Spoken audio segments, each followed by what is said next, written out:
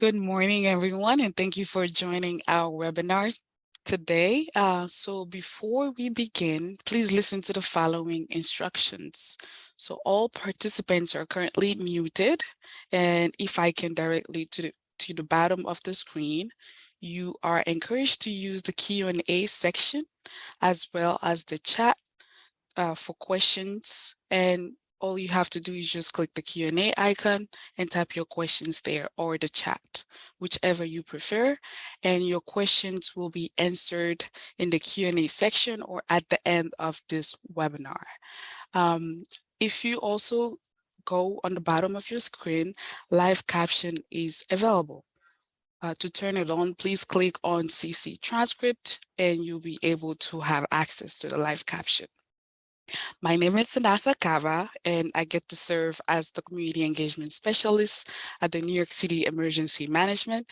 And today, our guest is Captain Michael Kozo from the Fire Department. He's the Fire Safety Education Commanding Officer, and he's going to be talking about how we can stay safe and how to prevent home fires. And before I pass it on to him, I wanted to go over a few things just so that you know a little bit about the New York City Emergency Management. So the New York City Emergency Management helps New Yorkers before, during, and after emergencies. And we do this through preparedness, education, and response. We we are the agency responsible for coordinating citywide emergency planning, as well as response for all types and scales of emergencies. And we are staffed by more than 200 dedicated professionals with diverse backgrounds and areas of expertise. And we have individuals from the FDNY and the New York City Police Department who come to our agency as well. And specifically the community preparedness team, which I'm part of, our team work with local organizations, networks, or coalitions to build their community's capacity to prepare for, respond to, and recover from emergencies. So the community preparedness team brings together local leaders, and we promote grassroots emergency preparedness and volunteerism. And within the community preparedness team, we have a program called the Strengthening Communities program. So this is geared toward local community networks in creating, we encourage them and we help them and coach them to create a community emergency plan using a combination of local and city resources. So we have different deliverable or training modules they go through while participating in this program. And we also, at the end, they get to create an emergency plan for the whole community so that the community is prepared for emergencies. So today's objective is hunting for home hazards and also learning about these fire hazards so that you can prevent a fire from happening in your homes. So the first one, identify type of hazards in your home. Make sure you assess your home for the presence of hazards, meaning we strongly encourage that you do a home hazard hunt after this webinar with your household members so that you are aware of different hazards in your home. And the third one is to understand how to keep safe and prevent fires in your home. So before I move on to the next slide, I just wanted to ask you, if you can write in the chat or in the Q&A what you think is a hazard, a definition of a hazard.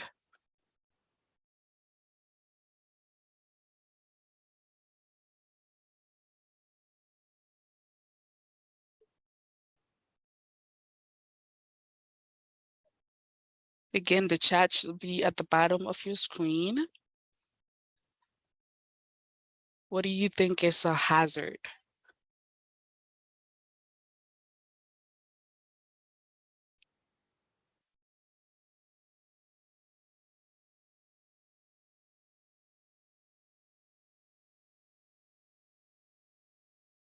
Okay, we have someone say a danger that presents itself.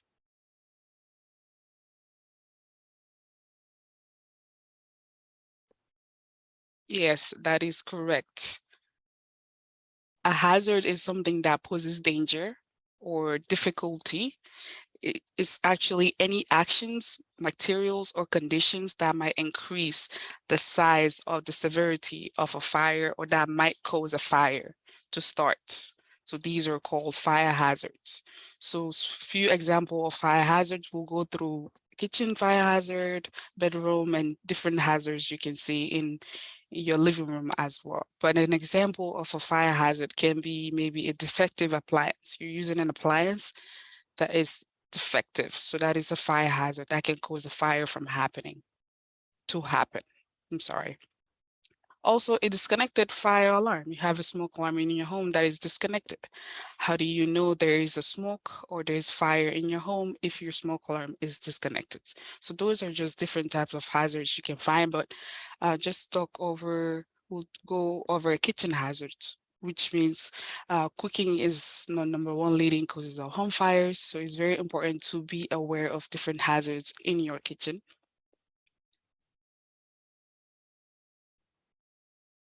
So just by looking at these images, you might have an idea of what are some hazards in your home. So unattended cooking, again, is the number one leading causes of home fire. So we recommend that you stay in the kitchen while you're cooking.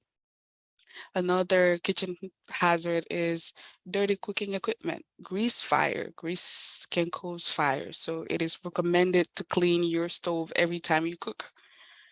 Children, believe it or not, they're a kitchen hazard. They're a fire hazard, I'm sorry. So create a kid-free zone, create a space at least 3 feet around your stove and other areas where there's heating equipment, such as a stove or oven, or even space heaters. Clothing. When you're cooking, you have instead of wearing loose night clothing, you have long sleeves. While you're cooking, it might catch fire. So we recommend that you wear light, loose fit clothing. And combustible materials, things that can catch fire real fast. So paper is an example of that. If you have curtains that can burn, um, papers and all those stuff, or even if you're cooking, sometimes you have a clothing that you can use to open the top of the lid. That's also a combustible material that can catch fire. So this is something you should be aware of. And some of the living room fire hazards, again, you can see the fireplace is a living room fire hazard. So whatever type of heating source you use, make sure there's plenty of ventilation in the room and always light your fire correctly, and make sure they are out of children's reach because they can touch anything, they are curious. And overloaded outlets, extension cords. Extension cords should not be overloaded. Make sure you use the wall outlets to plug any kind of heavy materials, such as if you have microwaves, fridge, they should be plugged straight into the wall outlets, not extension cords, because they can get overloaded. In return, this might cause a home fire. Paper, as I mentioned before, is a combustible material and it can catch fire pretty easily. Make sure you don't hoard the paper. And if you do, make sure they're properly placed in a place where they can't cause danger. Space heaters, right? Winter is coming and sometimes people use space heaters. And the space heaters needs to be 3 feet away from anything that can catch fire. If you have couches, curtains, and even carpets. Make sure you don't put them on carpets and make sure you are there when you're using the space heater, because if it falls on the carpet, that might catch fire as well. Smoking is another leading cause of home fires. Make sure when you don't smoke in bed, in a chair, or on the sofa when you're tired, drowsy, or drinking. And the number one thing we are getting to also is Christmas trees, right? Christmas is coming.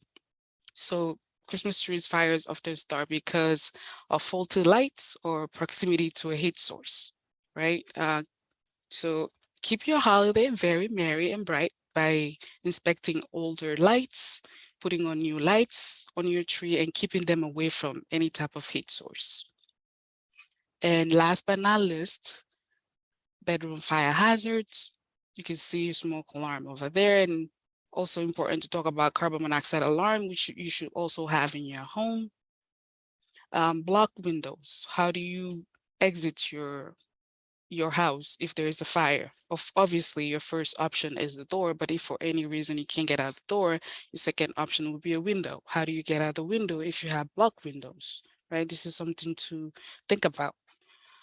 Unsupervised space heaters. Make sure you are there, just like when you're cooking, you're there physically when you're cooking. Make sure you do the same thing when you're using a space heater.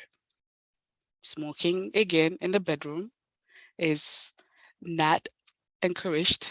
It's better if you smoke outside, then you reduce the hazard of a fire. And no smoke alarm. The 2/3 of home fires that happens in homes that either have non-working smoke alarms or have no smoke alarms at all. So it's important to have smoke alarms in your bedrooms as well. And unattended candles, people use candles for their smell, but make sure when you have a candle on, you are present. But do not sleep while the candles are on, because again, if they're near a curtain, that also might catch fire. Matches and lighters need to be away from kids, because again, they want to touch and play with anything they see, and these are fire hazards. And I will turn it to Captain Kozo, but before he gets ready for that, I'd just like to ask if anybody has any questions about the fire hazards that I spoke about before I turn it over to Captain Kozo.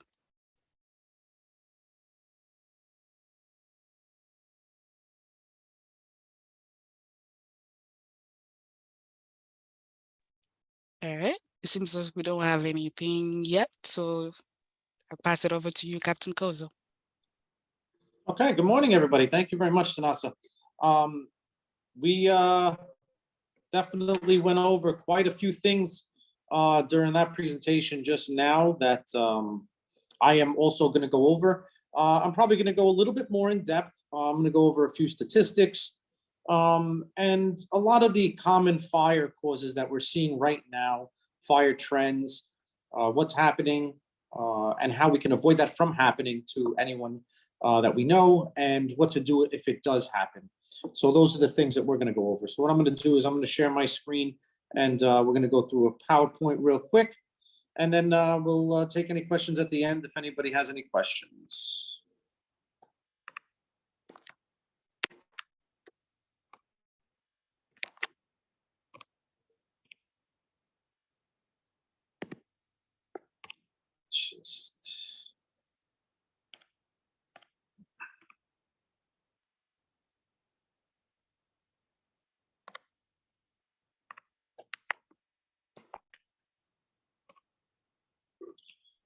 So here are the three things that we discuss: is prevention, early detection, and planning. So those are the three main topics that we go over, and we break each one of those down into subcategories. So prevention is the first thing that we talk about. So what I like to talk about is I like to start with just a quick introduction so that everybody has an idea of exactly what's going on and what these effects are that we're seeing right now. So last year in 2021, New York City experienced 73 fire fatalities, which was actually a 16% increase from 2020, where we had 63.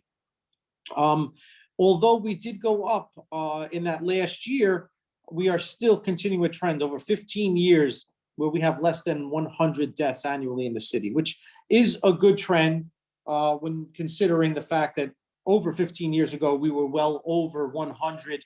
And I believe when we started tracking how many fire fatalities we had, we were at around 300 plus. So we are making an improvement. I think that is definitely due to education, technology. Quite a few things contribute to those numbers reducing the way they are. The top three fatal fire causes in 2021 were electrical, smoking, and cooking. And those seem to still be the top three right now. Under the electrical umbrella, we are considering the lithium ion batteries and things like that as part of an electrical fire. So those are falling under that umbrella. Smoking, believe it or not, is still number one nationwide, the cause for fires nationwide. So again, we are dropping steadily, but we do still have a lot of work to do. So what are we seeing?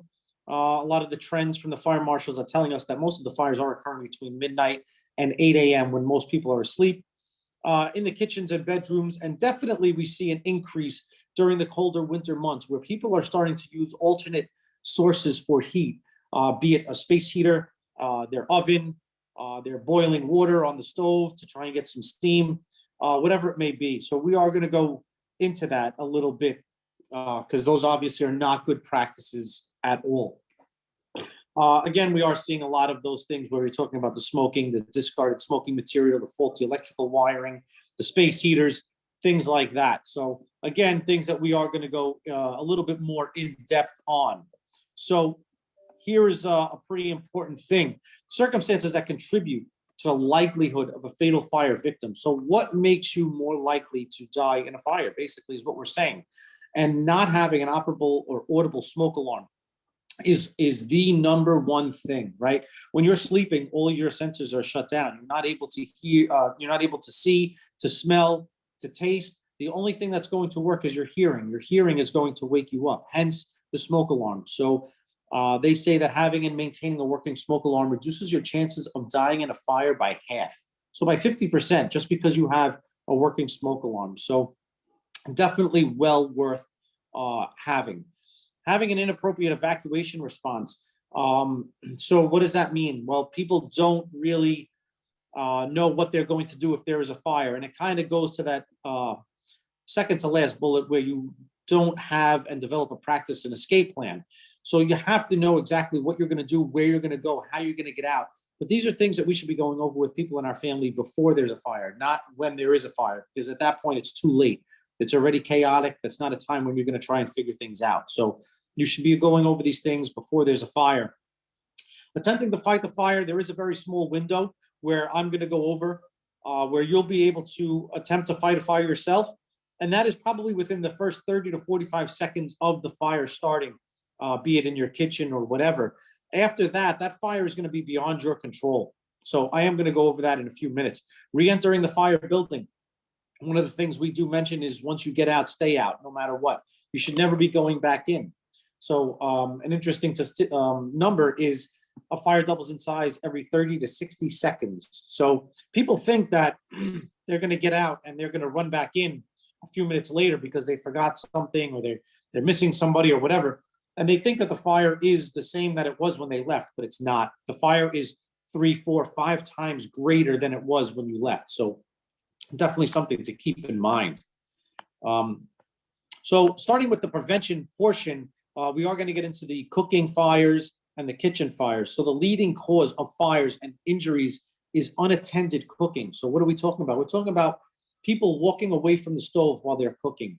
And I get it. We're trying to multitask. We're trying to do a bunch of different things at the same time, helping kids with homework, watching TV. They're trying to, people are trying to squeeze in a quick shower and, 20 things at the same time. Unfortunately, cooking can't be one of those things. So when we're going to cook, we say stand by your pan, keep an eye on what you fry, whatever lingo you want to use to remind yourself that you should be staying in the kitchen while you have food on the stove. I do recommend maybe setting a timer if you feel the need to walk out of the kitchen. Maybe put your oven mitt on if you're going to walk out of the kitchen. This way you're not going to get heavily engaged in any kind of activity with your oven mitt on, and it is going to remind you that you are cooking. So just a few things that you want to keep in mind if you do feel the need to walk away from the stove for whatever reason. Again, we're in a rush, so we're trying to heat the oils really fast. We want to take our time and let those oils heat gradually, right? We don't want to overheat them and start burning the oils inside. The pot handles, this is a simple one. So what we have seen is people will be cooking and they have the pot handles hanging over the stove. And what happens? You're trying to do 5 different things. You turn around real quick and they're knocking into the handle and knocking the pan over. they're getting burned. The oil is spilling all over the place. It's causing a fire. We've seen children reach up and actually grab the handles to the pans and burning themselves because they're pulling the handles and then they're dropping the oil on top of themselves. So again, something you want to keep in mind, and these are very simple things to avoid. One of the things that we just saw in the previous slide was the type of clothing that you're wearing when you are cooking. So we are seeing that a lot of our senior population is actually lighting themselves on fire. They're wearing long sleeves, heavy baggy clothing, and it's dangling over the stove when they're cooking. So short sleeves, roll up your sleeves, tight fitted clothing, things like that. Keep that in mind when you are cooking to avoid lighting yourself on fire, your clothes catching fire. Obviously, the basics, keep anything that can catch fire away from the stovetop, right? You don't want to have paper towels sitting right next to the stovetop, things like that. And you never want to put any kind of aluminum or metal objects in the microwave. And there's also a list of different food items that you can't put in the microwave. So those are things that you also want to keep in mind. An interesting fact here is Local Law 117. So I don't know if we remember the fire that happened back in 2017 in the Bronx. 13 people lost their lives. That fire was a result of a child playing with the stove. So they came out with Local Law 117, which states that the owner of a multiple dwelling must provide stove knob covers for gas-powered stoves in units where a child under 6 years of age resides, or provide stove knob covers in a unit without a child under 6 if the tenant requests them. So what these do is they will prevent the child from easily going up and turning the stove on and off. So they are like a safety feature that you can throw right onto the stove, right onto the knobs. And you can remove them whenever you want. So if you only have children over, maybe you're babysitting for a few hours, you could throw the stove knob covers on, and then when they leave, you could take them off if you want. So definitely something worth taking advantage of, and something to keep in mind when you have children. Again, that is something that we did go over in the previous slides, where we were told that we want to keep those children in a kid-free zone away from the stove or away from the kitchen when we're cooking. They shouldn't be running around and playing in the kitchen while you're cooking. A few things that you do want to have on hand when you are cooking. You want to make sure that you have an oven mitt. You want to have the lid to the pan that you're cooking in. You want to have some baking soda on hand as well. If we have a grease fire, small grease fire, this is where we're talking about where you may have the ability to put out the fire, provided you're in the kitchen when the fire starts. So you want to turn off the stove. You want to take that baking soda and pour it over the entire pan. Make sure you cover and smother the entire fire with that baking soda. Take the cover, slide the cover on top of the pan, and if you can, remove the pan from that heated stove top and maybe move it over to another burner, right? You don't want to lift the pan and start moving it around and grabbing it and running around with it or moving it to the sink, but just slide it off of the hot burner onto a cooler burner. And that's it. Leave it alone. You don't want to touch it. You don't want to open it. Leave it alone. What you're going to see is you're going to start to see a little bit of white smoke coming out, and that's telling you that the fire is going out. What you're doing at this point is you're smothering the fire. You're taking the oxygen away. One of the things that this fire needs to burn. What we have seen is people do this successfully, and after a few minutes, they get curious. They want to know if the fire went out. So what they do is they open up the cover. They take the cover off, and they introduce all of this oxygen back to this fire that fire is craving, and the fire will blow right out of that pan, right into their face. So keep the cover on, leave it alone, no less than 5 minutes. The longer, the better. And let that fire go out and make sure that it's out before you start lifting the lid or moving the pan around. So definitely something to keep in mind. If you have a fire in the oven itself, you want to turn the heat off to the oven, but keep the door closed. Again, the oven is made to contain that kind of fire and that kind of heat inside of it, right? That's what the oven's made for. So by opening the door, you're going to introduce that oxygen again. So keep the door closed. You're going to suffocate that fire, and the fire will go out, and it will remain contained in the oven, provided you keep that door closed. One of the other options that we do have is fire extinguishers, something that some people have, some people don't. A lot of people we talk to have them, but never used them, never tried using them, don't know how to use them. So you're not going to be able to figure out how to use the fire extinguisher when there's a fire. It's too late, right? Same thing as trying to make an escape plan when you're in the middle of a fire. It's too late. So you need to know how to use the extinguisher before there's a fire. So we always go over the acronym PASS, P-A-S-S. P stands for pulling the pin. If you look at a fire extinguisher on the handle, there's a little pin that goes through the handle. That pin is there as a safety feature to prevent you from squeezing the trigger by mistake. If you don't pull the pin, you're not going to be able to use the extinguisher. So P, pull the pin. A, aim at the base of the fire, standing about 6 to 10 feet away. The base of the fire in that previous scenario we had was in the pan. What happens is that you'll see the fire start coming out. The flames will start coming out and they're going to get near the cabinets. And people want to try and extinguish those flames and knock them down. The problem is their fire extinguisher runs out and they don't have enough extinguishing agent to put out the fire in the pan. So you have to put out the fire in the pan first. So aim at the base of the fire. Squeeze the trigger is the first S, and sweep side to side. Okay, you want to cover the entire pan and make sure that you smother that fire with the extinguishing agent. All right.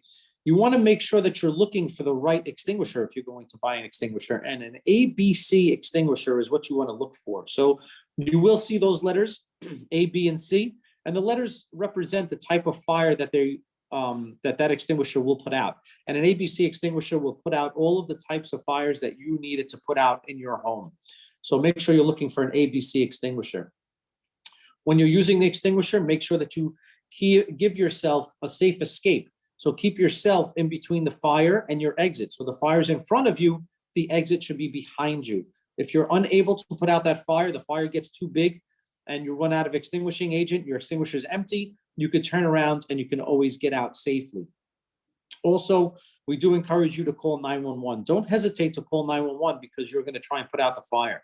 Call 911, get the ball rolling, get us moving and on our way. If you put out the fire, great. We get there and you tell us, I put it out. But if you didn't put it out or you're unable to put it out, at least we're already on the way and we can reduce and minimize the amount of damage that's going to be done by this fire because we're already on our way. So keep that in mind if you are going to use the extinguisher. Make sure you're checking the extinguisher once a month. There's a gauge on the extinguisher. You want to make sure that the arrow is in the green. If the arrow is in the green, that's telling you that the extinguisher has enough pressure in order to work properly. If that arrow falls out of the green, then you may not have enough pressure when you go to squeeze the trigger to expel any of the agent that's inside. So make sure you're checking that monthly. Okay. So become familiar with the extinguisher if you do have one. Electrical fires, like I said, we're going to see a lot of electrical fires with cords and plugs and space heaters. Now we have the lithium-ion batteries, things like that. So if you have a cord that looks like that, where the wires are exposed or the wire is frayed, you want to make sure that you are replacing those wires, okay? We don't want them running under any kind of carpets or rugs or anything like that. And whenever you purchase any kind of electrical item, you want to make sure that you're looking for the UL label. And that UL label is right there on the bottom.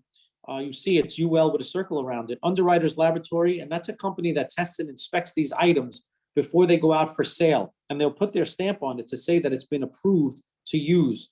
It's been tested and it's safe to use. So whenever you're purchasing any kind of electrical item, make sure that you're looking for the UL label, all right? Where are you gonna find items that don't have the UL label? If you go to the 99-cent store and you try to buy an extension cord and you're only paying $1, there's a reason for that. It hasn't been tested and approved by Underwriters Laboratory. They're not safe to use. So make sure you're looking for the UL label whenever you purchase any of those electrical items. Make sure that you're using the 3-pronged devices and a 3-pronged outlet. What we're finding is a lot of people have a 3-pronged device and the outlets are only 2 prongs. So what they're doing is they're actually snapping off a piece, the bottom prong, and then plugging it in. So you can't do that, obviously. That is a very dangerous situation. Definitely get in an adapter where you'll be able to adapt a 2-prong to a 3-prong outlet if you have to. You don't want to plug extension cords into other extension cords, right? That's called piggybacking. Excuse me, and you don't want to do that. Very dangerous, and you're actually minimizing and reducing the amount of power that you're going to get as opposed to trying to get more of it. So only one extension cord should be used at any time. And one of the big things is this right here, where any item that heats or cools has to be plugged directly into the wall. So that's what we're talking about when I refer here to a high wattage, large appliance. Okay, these items heat something or they cool something. You have an air conditioner, refrigerator, a microwave, an iron, a dishwasher, deep fryers, space heaters, whatever it may be, they heat something or they cool something, they have to be plugged directly into the wall. No power strips, no extension cords, because these items draw a tremendous amount of power, and an extension cord or a power strip is not made to handle that kind of power. So you have to plug these items directly into the wall. Okay, so make sure that you're doing that. Power strips, surge suppressors, I get it. We're relying heavily on these items because nowadays everything we use requires power. Back in the day when these buildings were built, we didn't have that much that needed to be plugged in, so they didn't install a lot of outlets. But now everything requires power, and people are relying heavily on these power strips. So just keep in mind that you could use these power strips for the right items. Charge your phone, maybe an alarm clock or a radio, your TV, things like that, a lamp, but the small low voltage items, not those high wattage items that we were discussing earlier. So anything that heats or cools directly into the wall, any of the low voltage items you could use these power strips for. All right, just make sure that you're not overloading them. If it trips the circuit and the whole power strip shuts off, that's telling you that you're overloading it, that you're trying to plug too many things in and it can't give you that power. So pay attention to that and unplug something. Something is going to have to give in order for you to be able to use that. So don't just keep resetting it and keeping the same stuff plugged in. Something's got to give. Okay. Home heating fires, right? What are we talking about here? We're talking about the space heaters. So we've seen a tremendous amount of fires with space heaters. I know we've had a couple of instances where NYCHA buildings have lost heat and people are relying heavily on the space heaters. So we just have to know how to use a space heater. You want to look for a space heater that has an automatic shut-off feature to it. What does that mean? That means that if the space heater tips over by mistake, it will automatically shut itself off. Okay, so make sure that you buy one that has that feature. If you don't have that feature and the space heater tips over, it's going to continually run while it's face down, and that's a very dangerous situation. The proper way to use a space heater, believe it or not, is you want to turn off and unplug the space heater once you go to sleep. So you should be running the space heater in the room that you want to warm up while you're still awake. Once you go to sleep, you should turn off and unplug it. It shouldn't be running all night long while you're sleeping. Space heaters obviously need space. So 3 feet around the space heater should be free of anything combustible. What we're finding is people are laying down and they have the space heater blowing directly on top of them. They end up falling asleep in the middle of the night. Their blanket falls off. It lands on top of the space heater. That's a problem. They wake up in the middle of the night. They knock it over. They're not paying attention. That's a problem. So again, the space heater should be no less than 3 feet away from anything that can burn, and it shouldn't be running while you're sleeping. Again, it is an item that heats. Therefore, we cannot use an extension cord with the space heater. It has to be plugged directly into the wall outlet. Okay. Again, this is just a quick blurb on portable kerosene and propane space heaters because we have found them out there. Again, we understand that people are losing heat in their buildings at times, but those heaters are illegal in New York City. So we should not be using any kind of portable heater that uses kerosene or propane in our house. Lithium-ion batteries, obviously a very hot topic right now. These devices are in everything that we use, right? They're in our phones and our watches and this and that.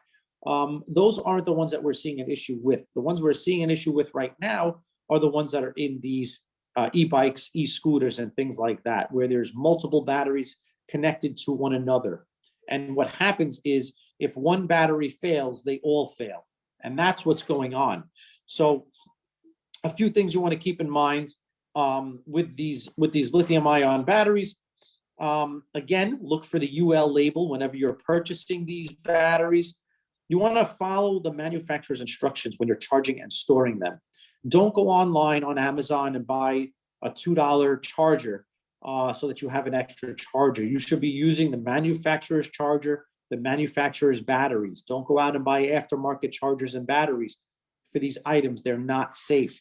Don't charge the item inside the apartment. If it's an e-bike or an e-scooter, try and charge it outdoors and don't overcharge it. Once it's done charging, you should be unplugging it. Set a timer for yourself or whatever, but don't charge it overnight and leave it charged while it's already charged. What's going to happen is they do overcharge. And that's when we're going to start to see some problems with the batteries. Even if they say that they have a shut off feature where once it's charged, it shuts off, you definitely want to make sure that you're unplugging it yourself. Keep that in mind. Disposing of the batteries, you want to make sure that you're not putting them in the trash or recycling them yourself. Okay, you can take them to a battery recycling location, and if you're not sure where these are, you could always visit that nyc.gov/batteries, and they'll show you sites and locations and instructions for disposing of these batteries.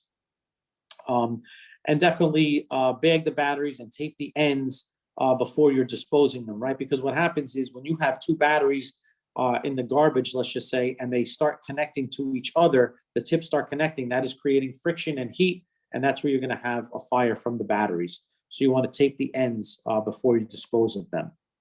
All of those instructions will be on that website for disposing of them. Here's an interesting fact: smoking materials, right? Smokers are 7 times more likely than non-smokers to have a fire. That's a big number, 7 times more likely. Nationwide, more people die in fires started by carelessly discarded smoking than any other type of fire, okay? And usually in the bed. That's where we're seeing. So what are we talking about? You want to make sure that we're using large, deep ashtrays if you must smoke. Try and smoke outdoors if you can.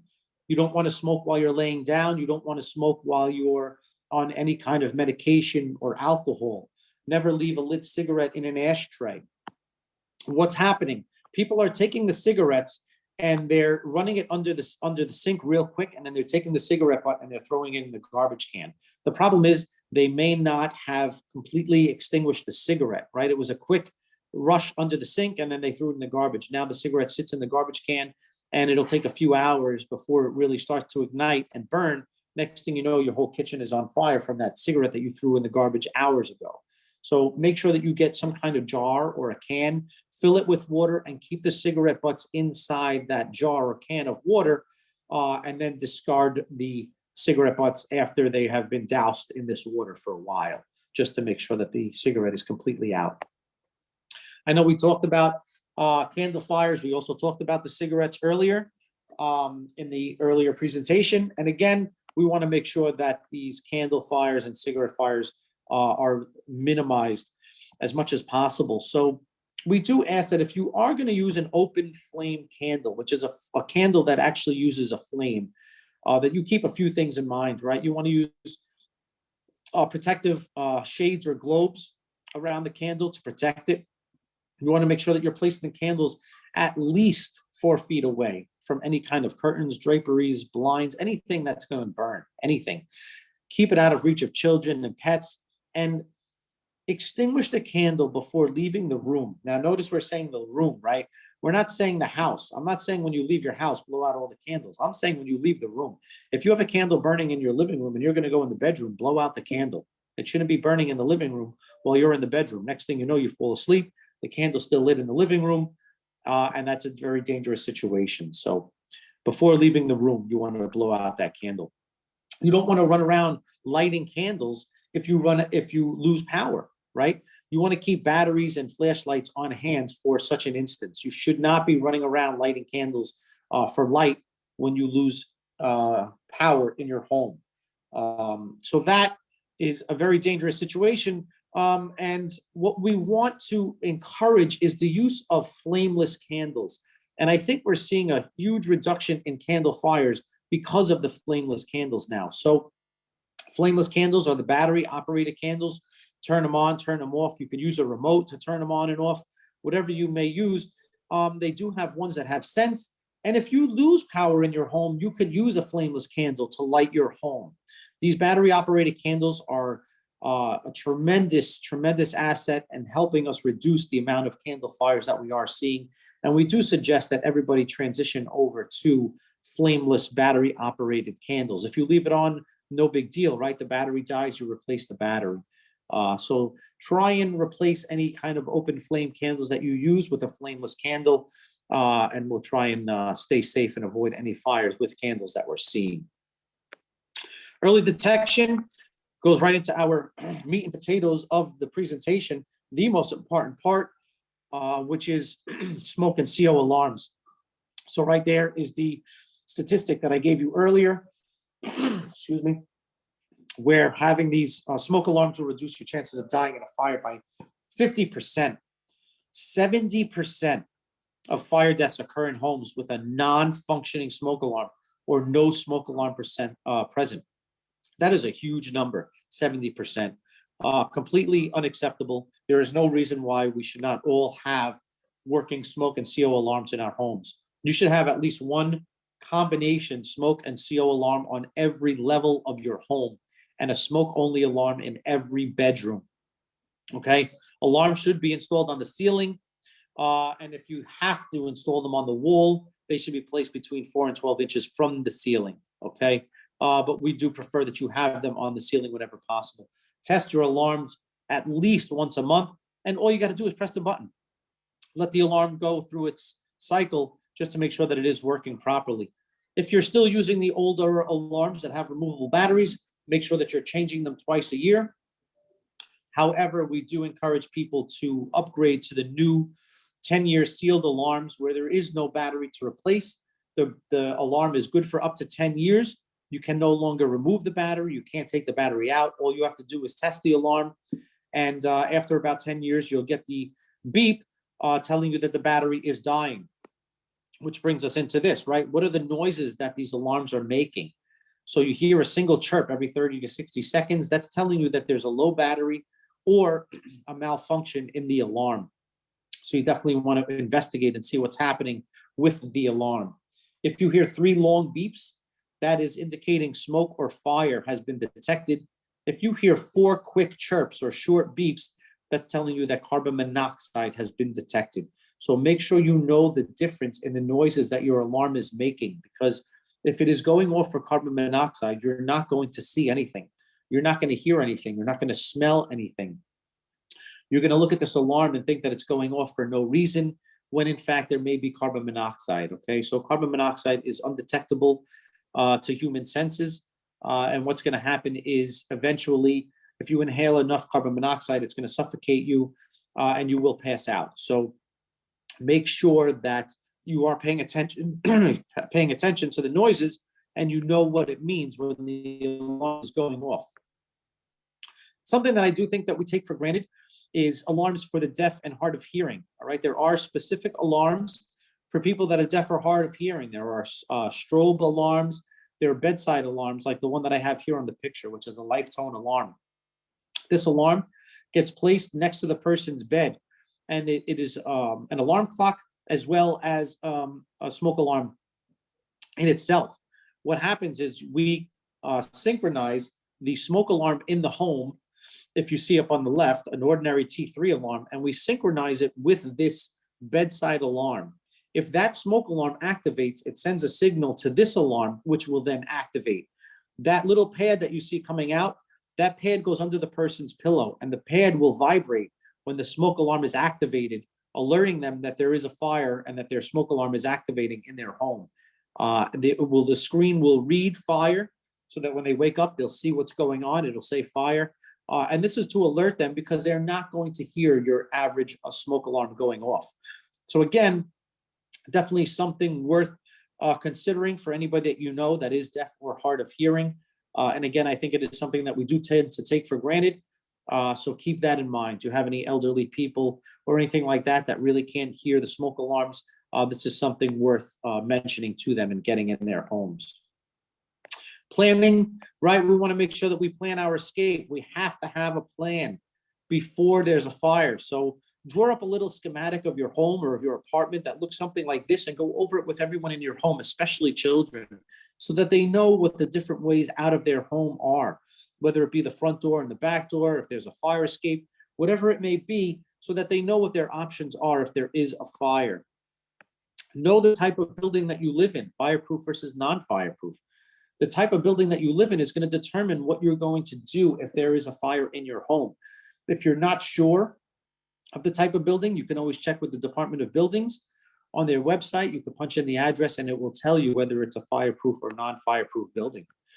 So what are the differences? if you live in a non-fireproof building and the fire is in your building, whether it's in your apartment or not in your apartment, you have to leave immediately. Okay, it is a non-fireproof building. The fire will spread from one apartment to the next, from one floor to the next, and there is nothing that is going to stop it. So you need to leave immediately if you live in a non-fireproof building. If you live in a fireproof building, however, and the fire is in your apartment, obviously you're going to leave and you want to make sure that you close the door behind you. However, this is where it changes. If you live in a fireproof building and the fire is not in your apartment, it is usually safer to stay inside your apartment rather than entering the dangerous smoke-filled hallway. This, unfortunately, was the case with the recent fire we had in the Bronx, where it was a fireproof building. The fire was on the third floor. The person's door was left open, and it contaminated the rest of the building. The people that were trying to get out of the building from the upper floors were running into all of this smoke and heat in the hallway, when in fact, they would have been safer to stay inside their apartment. So again, it is very, very important that you know the type of building you live in, and that if you do have a fire, that you close the door behind you to isolate that fire and keep it inside your apartment. So make sure that it doesn't contaminate the rest of the hallway for everybody else living in the building. In case of a fire, other than the one instance where I showed you in the kitchen, you want to make sure that you are not trying to get engaged in fighting the fire. You don't have the resources that you need to properly put out the fire. Don't try and put it out. Don't stop to gather stuff. You don't have time for that. Immediately implement your escape plan that we were discussing before. Use those exits and get out. Obviously, we are never using an elevator. You're using the staircases. And again, make sure that you're closing the door on your way out. Stay low and go. That's what we tell the children all the time. Stay low and go. Close the door behind you. Okay. One last thing, strategies for families with members with autism, which I think, again, is something that we do tend to take for granted. But just keep in mind that people with autism, you want to make sure that you practice. Go over the fire drills with them as many times as you can. They respond well to routine. So always have a routine and go over the routine with them. Wrap them in a blanket or a coat to give them that sense of security. And pick a meeting place outside of the building that's quiet and familiar, okay? Don't pick this busy intersection where there's cars and honking horns and everything like that, because that is going to really unnerve them. They're not going to feel comfortable and safe at all. So pick a place that is quiet and familiar to them so that they feel comfortable once they get outside. Okay, so that is the conclusion of the PowerPoint. So let me stop the sharing. And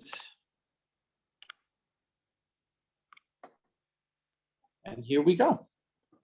Thank you so much, Captain Kozo. A lot of important information. And again, feel free to reach out to us. I'll put in the community preparedness email in the chat. If you feel like you've missed any important information, you can reach out to us and I will be more than happy to send you these information. And I will send an email after this webinar with all the resources and links that were mentioned in this webinar.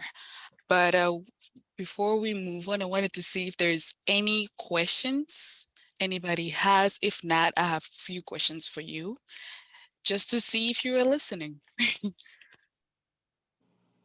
Does anybody have any questions? Feel free to put them in the chat or in the Q&A section.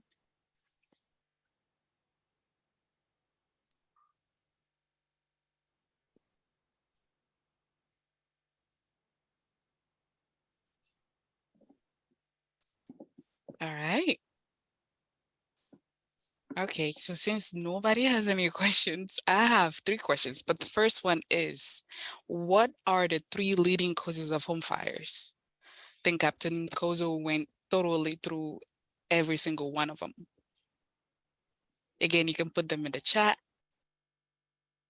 What are the 3 leading causes of home fires?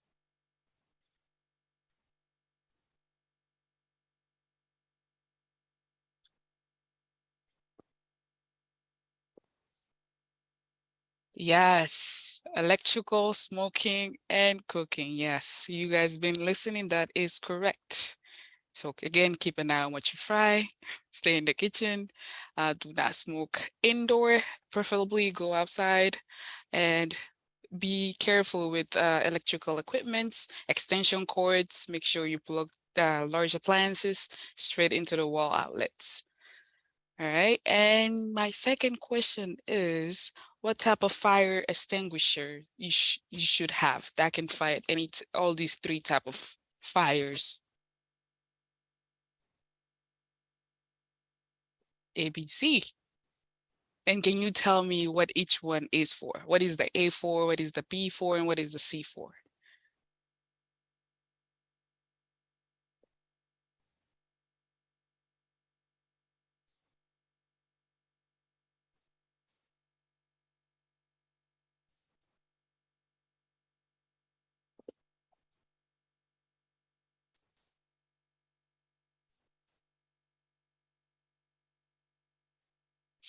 Maybe someone is writing something out.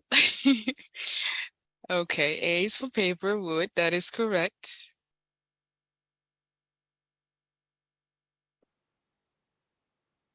B, flammable, liquids, yes.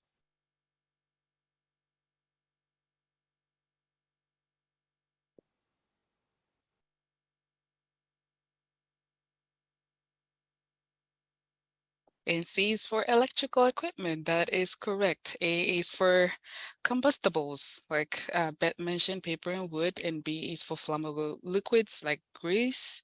And C is for electrical equipment. That is correct. And my third and final question is, how often should you check your smoke alarm?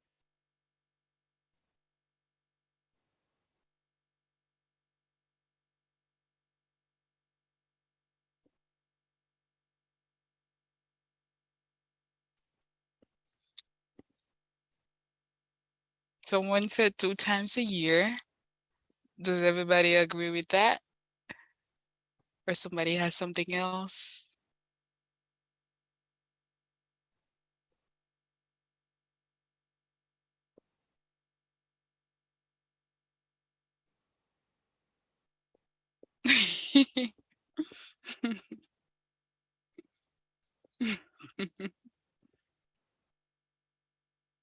Okay, so you should check your smoke alarm once every month to make sure they're working, right? So Captain Kozo mentioned, so smoke alarms has a button that says check. So every month you can press that button to make sure it's working. If you check twice a year, which is once every month, if within those 6 months it has a malfunction, you wouldn't be able to know. So it is better to check every month to make sure they're working.